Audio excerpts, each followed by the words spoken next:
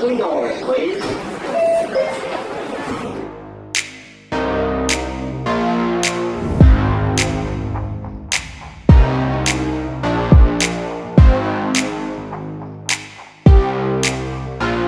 Salve, salve, gente! Eu sou Amanda Juazeiro, artista da dança, produtora cultural, pesquisadora de danças urbanas, e hoje a gente vai trocar uma ideia sobre os ritmos da quebrada. Bora lá!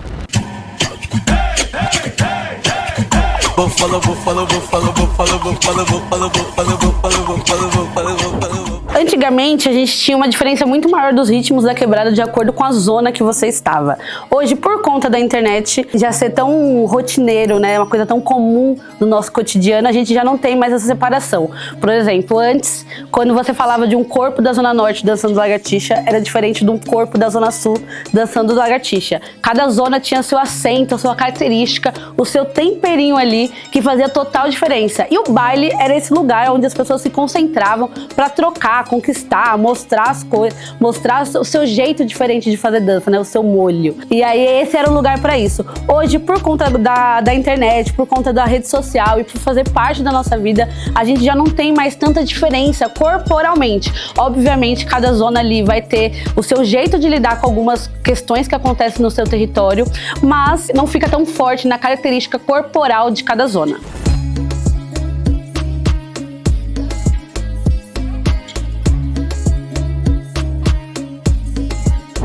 Se não todas, a maioria das danças da quebrada passam pelo baile ou nascem no baile. Isso é muito comum quando a gente fala de dança periférica. O baile tem uma função fundamental no território periférico, porque ele é onde concentra as pessoas, seja para lazer, seja para conquistar território, ou para você mostrar, se achar, conquistar alguém, azarar alguém.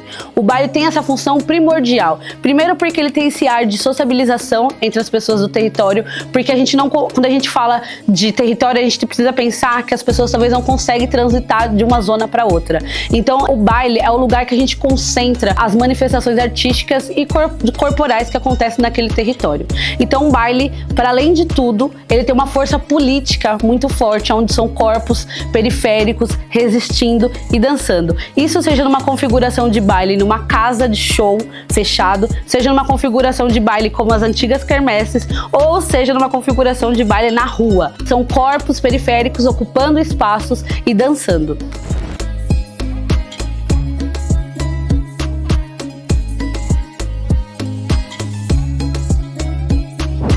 Uma coisa que eu gosto muito de conversar com as pessoas é como a arquitetura influencia o seu modo de dançar, o seu modo de manifestar corporalmente no território. Isso é muito comum se a gente pensar a cidade que a gente tem hoje de São Paulo, pensando que é uma cidade de prédios, cinza, e isso vai refletir como a gente se veste, como a gente se relaciona com a cidade, como a gente transita pela cidade, como a gente pertence aos bairros que a gente está inserido, seja para ir para o centro ou no seu próprio território. Hoje a gente tem uma cidade muito cinza, cheia de pedra, que isso reflete. A gente tem um bairro totalmente vertical, né? Na verdade, a gente tem uma cidade totalmente vertical, seja pelos prédios das grandes construtoras ou pelo pedaço de terreno que cada pessoa tem na sua quebrada. Então, por ter uma falta de terreno amplo, a gente acaba fazendo casas sempre pensando nessa verticalidade, e isso reflete o quão duro a gente se relaciona com a nossa cidade. E se a gente for pensar em cidades mais litorâneas ou estados que têm uma praia mais próxima ou casas sem ser prédio, as pessoas se relacionam ali de outra maneira. A gente tem uma correria muito forte em São Paulo, um corre muito grande, das pessoas sempre estão correndo, as pessoas nunca estão se relacionando entre si no dia a dia, e isso vai refletir numa dança que talvez, às vezes, não tenha uma relação forte com o quadril, né? A gente perde muito essa nossa relação com o quadril de uma maneira mais natural. A gente tem o quadril em danças periféricas, principalmente em danças pretas, se tem uma relação com o quadril, mas hoje a gente ressignificou essa maneira de fazer, né? A gente muda muito o jeito da gente relacionar o nosso corpo. Na maioria das vezes é um corpo mais duro na hora de dançar, é um corpo que se fecha mais, né? É um corpo que está mais voltado para si e como você vai ocupar o seu pequeno espaço, porque é um corpo também que já está acostumado a ocupar um pequeno espaço. Ele não está acostumado a se expandir, a relaxar e ter esse espaço mais amplo, assim. A gente precisa se encaixar num pequeno quadradinho, porque isso faz parte do nosso cotidiano, por ter uma cidade tão correria e as pessoas estarem tão com pressa todos os dias. É uma cidade que não para nem para descansar.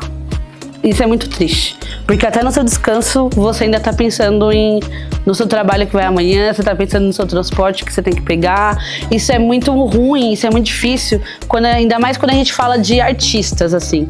Porque quando você é artista, você não tem como desassociar o seu público, né? A não ser que você faça para públicos que estão voltados para o centro, não são públicos periféricos.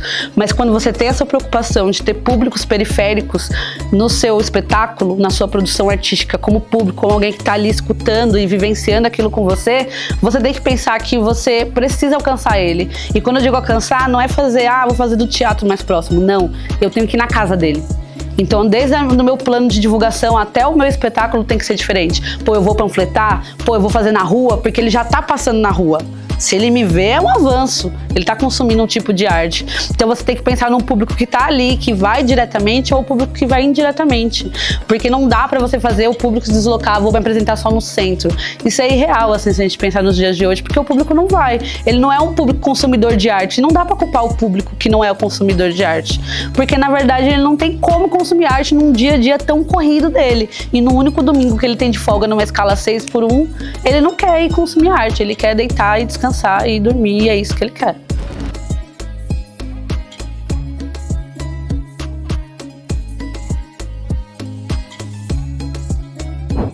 Ainda quando a gente fala de arquitetura na periferia, a gente não tem como a gente esquecer daquelas coisas que estão no espaço, né? Então a gente fala de becos e vielas, a gente fala de quadras, a gente fala de praças públicas, e isso é muito importante para as pessoas que estão ali. Primeiro que você não vai andar numa quebrada de uma pessoa totalmente desconhecida pelos becos e as vielas de lá, porque você não é de lá. Então tem esse pertencimento das pessoas que ocupam aquele espaço. Muitas vezes os becos ou as vielas que estão no território é uma rua de lazer. É um espaço onde você pode simplesmente bater uma bola, você pode trocar uma ideia, fumar um nargas, fazer o que você quiser naquele espaço. Porque ali você não tem a preocupação de que vai passar uma pessoa desconhecida, porque primeiro quem conhece aquele espaço passa por lá. Você não passa por uma quebrada, um beco de uma quebrada que você não conhece. E segundo, que muitas vezes é o único espaço que você tem uma segurança que não vai passar carro também, né? Porque a gente também tá falando dessa cidade que é totalmente tomada por carros, ônibus, e já a gente perde os pequenos espaços que a gente tem arquitetônicos de lazer.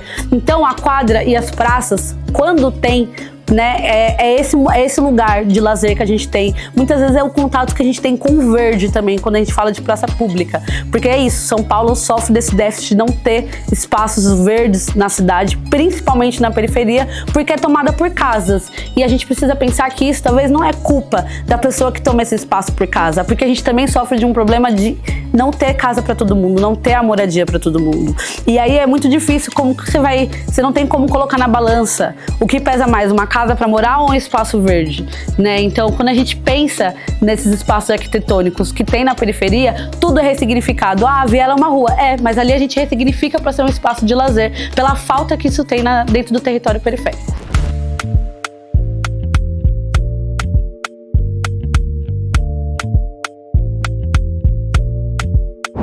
Quando a gente fala de ritmos periféricos, a gente precisa pensar no funk, no samba e no hip hop. Eu não vou aqui falar e puxar sardinha falando que essa é a nossa trindade santa dentro da periferia da quebrada, porque a quebrada ela é plural, e a pluralidade que se tem nesse espaço, ela vai desde a corporeidade até os ritmos que escuta. Então, são muitos ritmos que ocupam esse espaço, né? São muitos ritmos que atravessam ao mesmo tempo. Mas a gente costuma falar que esses três ritmos são mais presentes, é o que mais estão ligados às pessoas que estão ali. São três ritmos que não tem como a gente desassociar a questão política deles. Primeiro porque para a existência deles é preciso pensar a questão política, porque eles vêm subvertendo, vindo numa contramão do que é posto para nós. Primeiro que eles são feitos por pessoas periféricas, muitas vezes pretas, que estão marginalizadas, né? As pessoas que são colocadas às margens, são corpos que não são válidos ou tidos como pessoas. Então eles subvertem essa existência para fazer produções artísticas, produzir ritmos que se dá tanto no corpo, nas artes visuais, se dá diversas vertentes diferentes de manifestações artísticas, quanto ali o próprio ritmo, né? Pode ser som de preto, de favelado, mas quando toca, ninguém consegue ficar parado. E é por isso que são ritmos que são tidos como ruins, tidos como cheios de preconceitos por aí, né? Não é uma música, mas é muito diferente quando são pessoas, né? A gente precisa pensar nessas pessoas que estão produzindo. Será que o ritmo é ruim ou será que só um preconceito dessa pessoa que está falando? Não preconceito pelo ritmo, mas preconceito por quem está atrás do ritmo, que é a pessoa que criou. Então a gente precisa pensar que essa questão política não precisa estar só na letra do ritmo, né? Não precisa estar só na letra da música. Então, por mais que a gente tenha ali os funks conscientes, os raps de mensagem, os sambas que traz várias questões políticas dentro das suas letras, se a gente desassociar a letra, o atabaque quando toca, o tantã quando toca, o hip hop quando bate, o twin do bruxaria, ainda são questões políticas da gente brigar contra esse sistema que nos põe nesse lugar de marginal, esse lugar de que não tem uma inteligência, uma ciência por trás. Eu gosto muito de quando o DJ K fala sobre o porquê que ele coloca o twin na bruxaria, ou quando a Renata Prado traz o porquê de corpos femininos dançarem e rebolarem funk, e ela defende isso muito bem. Ou então quantas pessoas que fazem rap, desde DJs, beatmakers ou os próprios MCs trazem sobre o porquê de colocar tantos elementos na música. Ou até quando, eu gosto muito do quando o Sampa Cinza traz o porquê dançar lagartixa e como essa força do lagartixa, por mais que hoje a gente não tem mais tanta potência, né? Não tem mais tantas pessoas continuando essa cultura, mas porque que ainda é importante resistir. Então, por mais que as pessoas lidem e falem que o funk é uma besteira ou é ruim, isso não é música brasileira, a existência dele por si só é uma questão política muito forte. Essa santíssima trindade são movimentos que vêm na contramão do que é imposto para nós. Então, Quebrada, continue. A gente tá fazendo corre pelo certo.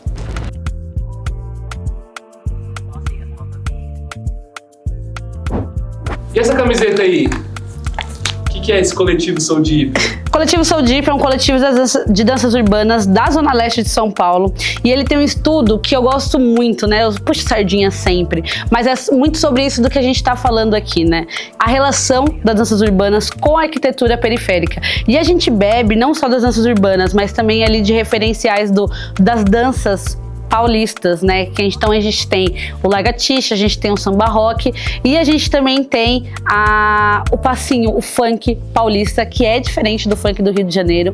E aí o coletivo ele pensa em como relacionar essas danças que são paulistas com as danças urbanas e como esse balaio se relaciona com a arquitetura da quebrada. Então a gente vem pesquisando, vem pensando em como isso se dá, né? Em como eu vou me relacionar com essa arquitetura dura, essa arquitetura que não foi feita para me receber, e aí eu venho subvertendo isso com uma dança que é feita por pessoas periféricas, que é feita por nós, e como eu vou relacionar isso, como eu vou beber de tantos lugares. E a gente também tem nessa pesquisa de não só a dança, mas como outras manifestações artísticas interferem no nosso corre, assim. Então a gente pensa muito o picho, a colagem, né? A gente pensa como a moda pode relacionar com as danças urbanas, pode relacionar com a arquitetura, como tudo isso também é um reflexo da arquitetura que é imposto, ou como isso é uma briga para ocupação de espaços e ocupação do território.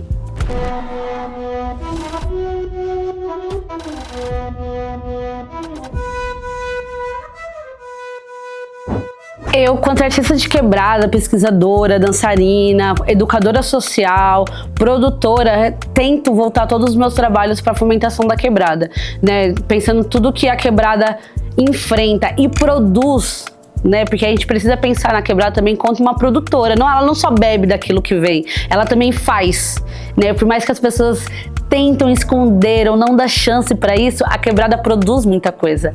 E aí é isso, né? Eu tento voltar todos os meus trabalhos para as produções periféricas. E como fazer disso um motivo para eu continuar fazendo as minhas artes. Não quero fazer que a quebrada entenda as coisas. Eu também sou quebrada e eu também quero fazer a minha arte chegar nos lugares, né? Não só as minhas artes, mas o meu trabalho, as minhas produções artísticas, o que eu acredito, as minhas pesquisas, os meus princípios. A gente quer ocupar os espaços, a gente não quer só viver naquele recorte geográfico que é dado pra gente. A gente também quer a emancipação disso e poder fluir pelos espaços. Não é nem que eu quero sair da quebrada, mas é como eu posso fluir pelos outros espaços e ocupar esses espaços tão bem quanto eu ocupo a minha quebrada, tá ligado? Então eu, quanto artista e pesquisadora, pretendo voltar tô tendo essa coragem de voltar todos os meus trabalhos para quebrar, todas as minhas produções, as minhas articulações, e aí eu tenho um viés muito educacional, né? Então é como voltar isso de uma maneira com os projetos educacionais, de uma maneira educativa, fazendo um trampo de base mesmo. Eu acho que esse é o trampo mais latente para mim agora, é como fazer o trampo de base, porque é fé nas crianças mesmo, é fé em quem tá vindo, e fazer esse corre virar, assim, para que não é que todo mundo pense igual, a quebrada é muito plural, e essa também é uma ideia tortona. A quebrada produz muita coisa e a gente tem muita pluralidade lá dentro. A gente fala do funk, do samba, do hip hop, porque são as coisas mais potentes, mas a gente tem o gospel tomando conta, a gente tem o sertanejo, tem o forró, que é muito forte, ainda mais se a gente for pensar a origem dessas pessoas que estão e que construíram a quebrada, pensar que elas veio da zona do Nordeste, do Norte do Brasil, né? Então a gente tem muita coisa atravessando São Paulo, a gente tem muita coisa atravessando a quebrada, assim, é uma cúpula de muitas produções e uma configuração de vivência que só a quebrada consegue produzir. Por mais que seja a configuração da leste seja diferente da configuração de viver, diferente da zona sul, ainda é uma configuração única, porque ainda é uma configuração construída, eu costumo brincar muito, que é construída na gambiarra. Não a gambiarra como feito como algo ruim, mas a gambiarra como feito na hora de eu vou tirar algo bom de uma coisa que não é isso. Eu vou ter a criatividade de fazer acontecer uma coisa que às vezes as pessoas não querem me dar, né? Então é uma maneira configuracional construída também na gambiarra, né? E aí é pensar que a gambiarra não é algo negativo, a gambiarra é só uma ferramenta, um mecanismo de eu poder estimular cada vez mais a criatividade. Obviamente seria perfeito se eu não precisasse pensar numa gambiarra, mas ainda não é a nossa realidade. Vai ser.